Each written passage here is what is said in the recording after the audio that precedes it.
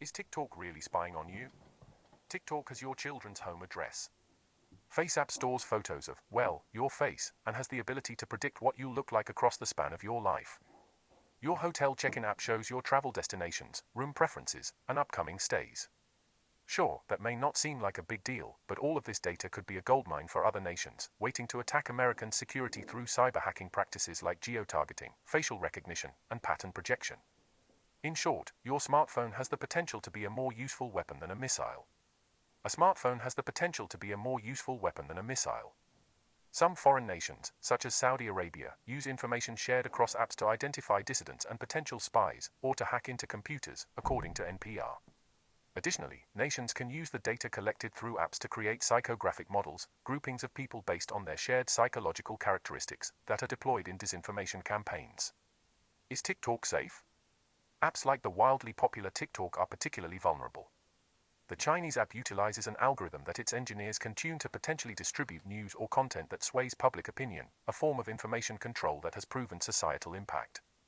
And China's 2017 national intelligence law contains language that requires companies to comply with intelligence gathering operations if asked. China has a very different legal framework and perspective on the rule of law, says Andrea Little-Limigo, chief social scientist at Virtru, an encryption and privacy company. TikTok claims they do not store data in China, but this is difficult to validate and does not address data privacy concerns prior to February 2019. This is especially relevant as user data could inform intelligence campaigns targeting American citizens. Given China's history of data interference and its faulty human rights record, Americans should be concerned about data weaponization. Adira Levine, cybersecurity fellow at the public policy think tank New America, says you should also consider the permissions you are granting when you hit agree or when an app prompts you to change your device settings. Such permissions create pathways for other entities, including companies and advertisers, to access the data. The more people who have access to your phone and your data, the less secure you are. It's difficult to directly attribute cyber attacks or cyber spying operations to specific foreign nations. It's even more difficult to make correlations between apps and nation-state attacks. However, the growing number of cyber attacks and the increasing reports of apps with potential for misuse should raise a red flag.